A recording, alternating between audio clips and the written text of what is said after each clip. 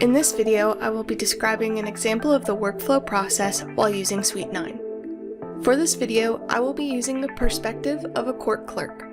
One thing to note is that my examples may not be a one-to-one true representation of what occurs in the courtroom. So if you notice any differences between how your court works and what I'm describing, please remember that this is just for demonstration purposes.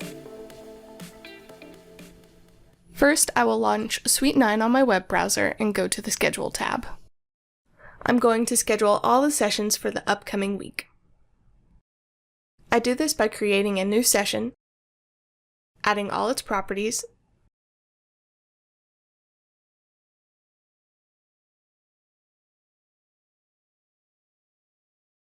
then selecting the start and end times. I can do this for several sessions, adding each of them manually. I know that this particular case is going to take multiple days, so I can duplicate one session to quickly schedule multiple sessions for the same case. I want it to begin recording automatically, so I will select automatic start times. I also want to select an automatic end time. After all my sessions are scheduled, I can print out the schedule list to have it physically on hand. Now I'm going to the Record tab. If I click Today's Docket, I can see all the sessions that I scheduled for today. If I need to make any changes, I can select a session and edit its properties. I'm going to change an end time.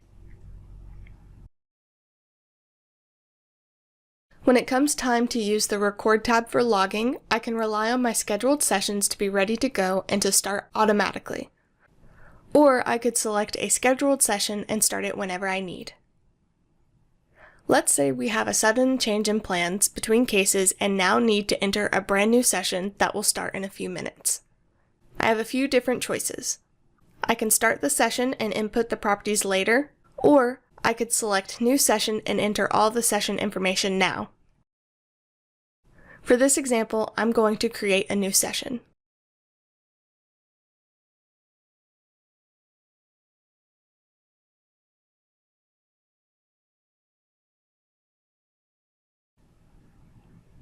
For this demonstration of using Suite 9, the items I log may not be accurate as to how this type of case will actually go. But remember, this is just a demonstration, and I'm showing you how to use the logging function in a way that can apply to a more specific and realistic use case.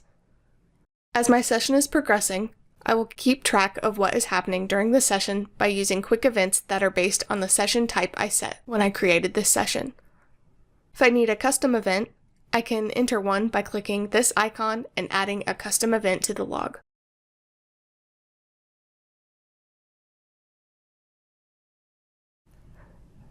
The Quick Note text box beneath the session log lets me quickly log notes, which I can go back and edit or delete later. I am going to enter a private note to the log.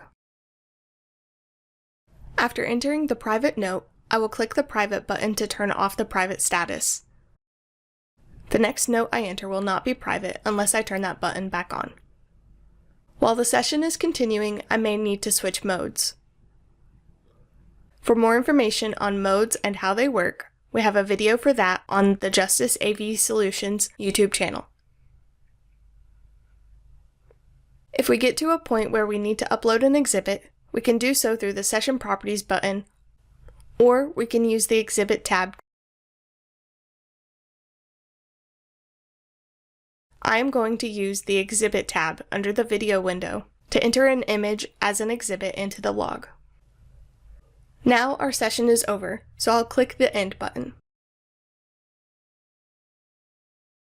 Next, I will go to the side of the menu here and click the Log Today tool to resume a recording. I'm going to add a few more events to the log, and then I'm going to end the session.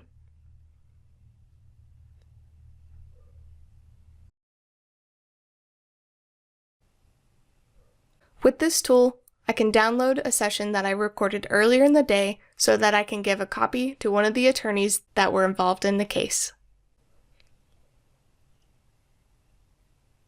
Now I'm done with the Record tab, and I'm going to go to the Search tab. On this tab, I'm going to locate a specific session by typing my search criteria into the box. I'm going to use the session name, but you can also search by session types, parties, and all the options you see listed on the menu here. The results will appear below where I can select the one I want. I'm going to click this session to view it. Notice that a new tab opened on my browser, allowing me to watch the session. I'm going to change the name of this session by editing its session properties. Next, I'm going to edit the session log. The tabs under the video window work the same as they do on the Record tab. If you need more information on what these do, please watch the Suite 9 introduction videos on the Justice AV Solutions YouTube channel. The Schedule tab is like the Sessions tab. I'll search for a previous schedule in order to add it back to my upcoming schedule. For this example, I'm going to use the Rocket docket that I created several months ago and add it to my current schedule. Next, I'll use the Parties tab. I'm going to search for my own name. I recently changed my name, so I'm going to find myself and edit my party information. To review, the general workflow laid out in this video was using the Schedule tab to enter in session information before the session. Then I used the Record tab to control my courtroom's modes and to log events during the session. After the session ended, I used the Search tab to find sessions that were finished recording, to edit the log, print reports, and to download the session. I can also use the Search tool to find previous schedules and to locate specific parties. Remember, you are not limited to using Suite 9 in this order. Suite 9 is packed with useful tools that can be used in various ways to best suit your personal workflow.